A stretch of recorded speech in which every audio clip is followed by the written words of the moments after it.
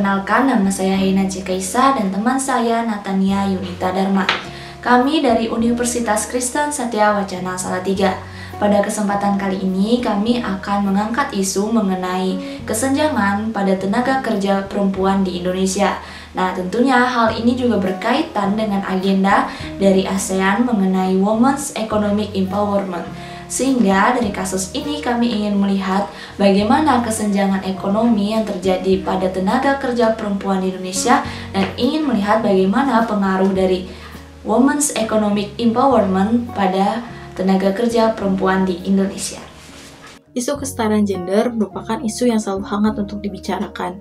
Kata kesetaraan gender dapat diartikan sebagai sebuah kondisi di mana laki-laki dan perempuan memperoleh kesempatan, hak, dan kewajiban yang sama.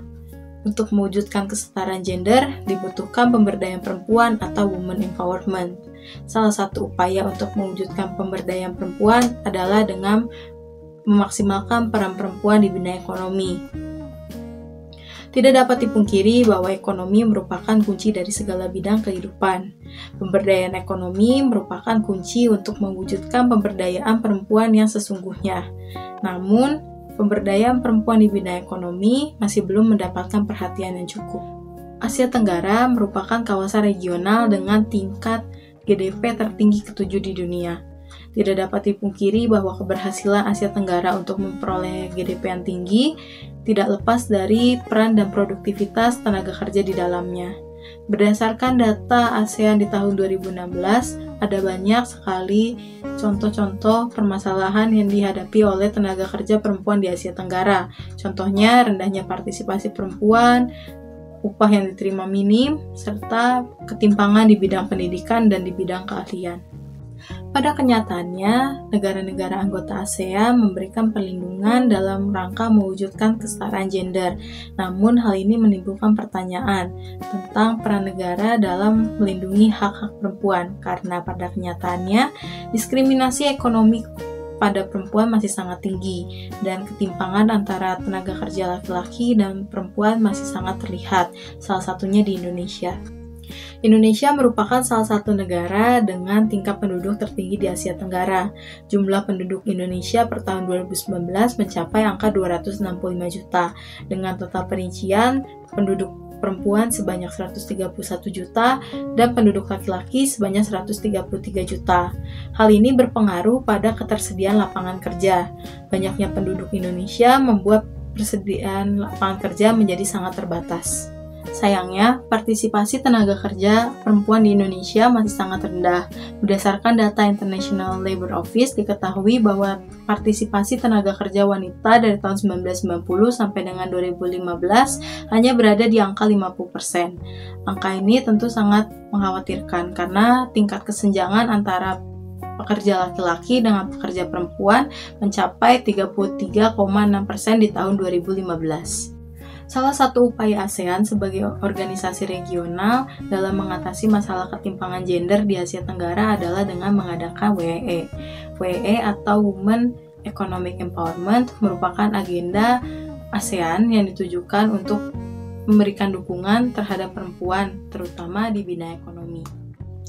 Ada beberapa fokus pembahasan WEE, misalnya mengorganisir pertemuan bisnis tahunan, meningkatkan representasi perempuan dalam lingkungan kerja, memberikan dukungan kepada sektor publik maupun privat dalam menciptakan peluang bagi perempuan, memastikan bahwa perempuan bisa terbebas dari hambatan yang mengancam potensi ekonomi, serta mempromosikan keterlibatan perempuan dalam bidang sains, teknologi, matematika, seni, komunikasi, dan lain sebagainya. Adapun rumusan masalah yang digunakan dalam penelitian ini adalah bagaimana pengaruh agenda WEE dalam mengatasi kesenjangan ekonomi yang dialami oleh perempuan di Indonesia. Landasan konseptual atau teori yang kami gunakan yaitu feminisme Marxis. Nah, jadi feminisme ini sendiri itu memiliki pengertian sebagai sebuah gerakan dari para perempuan yang memiliki tujuan hendak memperjuangkan emansipasi atau persamaan hak sepenuhnya antara kaum perempuan dan laki-laki tanpa adanya diskriminasi.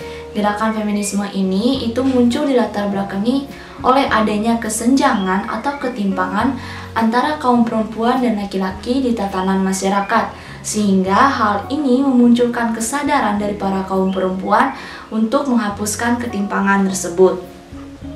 Nah, selanjutnya ini feminisme itu mengalami perkembangan dan salah satunya itu adalah munculnya feminisme Marxis. Aliran ini memandang masalah perempuan melalui kerangka kritik kapitalisme. Asumsi dasar dari aliran ini adalah penindasan yang terjadi pada kaum perempuan berasal dari eksploitasi kelas dan cara produksi. Menurut teori ini, yang diperlukan untuk menghapuskan penindasan pada kaum perempuan adalah sistem kapitalis agar perempuan tidak tertindas lagi. Nah, gerakan feminisme Marxis ini perlahan-lahan mulai membuahkan hasil, yaitu pada tahun 1980-an di Amerika Serikat itu sekitar 45% tenaga kerjanya adalah para kaum perempuan. Nah, namun para tokoh feminis Marxis ini mereka menyayangkan satu hal, yaitu ketika perempuan berada dalam suatu kondisi di mana suami dan istri itu salah satu harus berhenti bekerja. Nah, kemudian yang mengalah dan memutuskan untuk berhenti bekerja adalah para kaum perempuan atau istri. Kenapa? Karena menurut mereka perempuan tersebut mendapatkan gaji yang lebih rendah dan mereka juga harus memenuhi tugas tanggung jawab mereka sebagai ibu rumah tangga atau melakukan pekerjaan domestik di dalam rumahnya. Sehingga ketika suatu kondisi tersebut terjadi, maka perempuanlah yang harus mengalah. Nah, hal itu yang dikritik oleh feminis Marxis. Nah, menurut pendapat feminis Marxis, perempuan akan selalu menjadi orang yang mundur dari dunia publik dan kembali lagi ke dunia pribadi selama upah perempuan tetap lebih rendah daripada laki-laki dan selama perempuan dianggap lebih mampu untuk merawat mereka yang masih kecil dan yang sudah tua dan yang memiliki disabilitas dari lahir. Feminisme Marxis ini juga mengkritik keras terkait stereotip yang melekat dalam pemikiran masyarakat terhadap jati diri seorang perempuan. Nah, di sini itu perempuan dianggap harus fokus pada pekerjaan domestik atau pekerjaan rumah tangga seperti menyapu, mengepel, memasak, menjahit, dan lain sebagainya. Melalui teori feminis Marxis ini, kami akan menganalisis bagaimana diskriminasi dan kesenjangan terhadap perempuan yang terjadi di Asia Tenggara, terkhususnya di Indonesia, dan masih banyak permasalahan diskriminasi gender lainnya yang terjadi pada kaum perempuan pada sektor ekonomi. Nah, selain itu di Indonesia sendiri itu kehadiran perempuan untuk bekerja di sektor publik itu masih sangat kecil. Nah, hal ini juga lah yang dibicarakan dalam teori feminisme Marxis, agar perempuan tidak hanya bekerja pada sektor domestik. Oleh karena itu, kelompok kami memutuskan untuk menggunakan teori feminisme Marxis.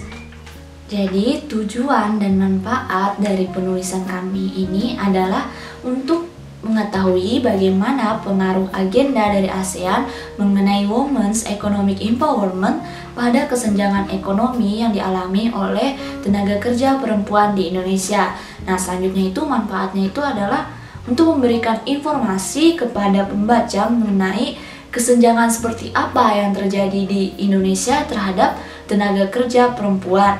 Nah, dan juga untuk melihat bagaimana dan seberapa jauh pengaruh yang diberikan oleh Women's Economic Empowerment di Indonesia.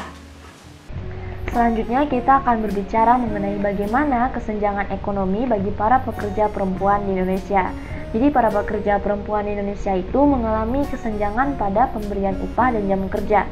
Nah, sebetulnya Indonesia sendiri itu telah membuat peraturan perundang-undangan tentang jam kerja.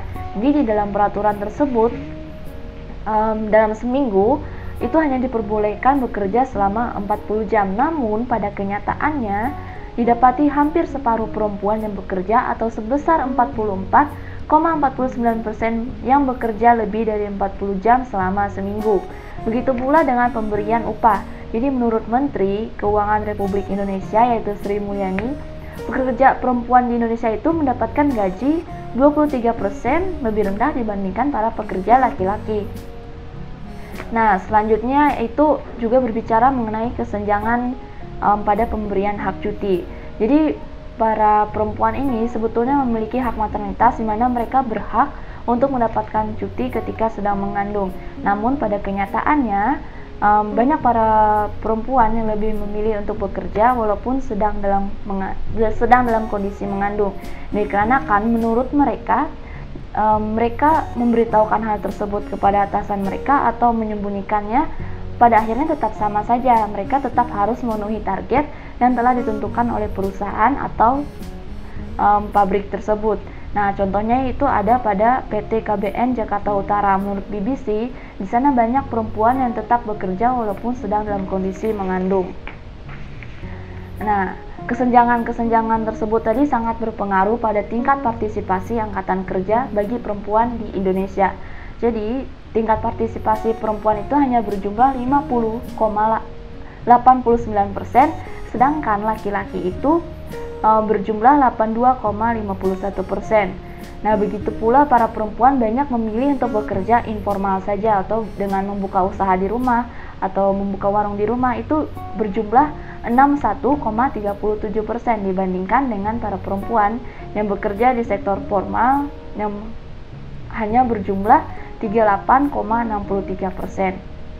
Nah, hal ini sama dengan apa yang dibicarakan oleh teori feminisme Marxis, di mana feminisme Marxis ini berbicara tentang kapitalisme yang katanya, yang menurut mereka itu terus menindas para perempuan dengan cara eksploitasi kelas dan cara produksi. Nah, jadi eksploitasi tadi dapat kita lihat bagaimana para perempuan tersebut bekerja di luar batas jam yang telah ditentukan dan juga tetap bekerja walaupun sedang dalam kondisi hamil. Nah, menurut Sri Mulyani lagi, dia mengatakan bahwa seandainya di seluruh dunia ini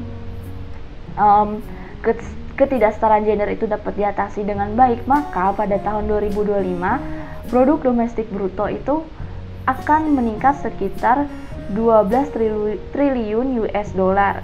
Itu artinya perempuan dapat berperan sangat besar dalam perekonomian suatu negara atau suatu bangsa, bahkan pada perekonomian dunia.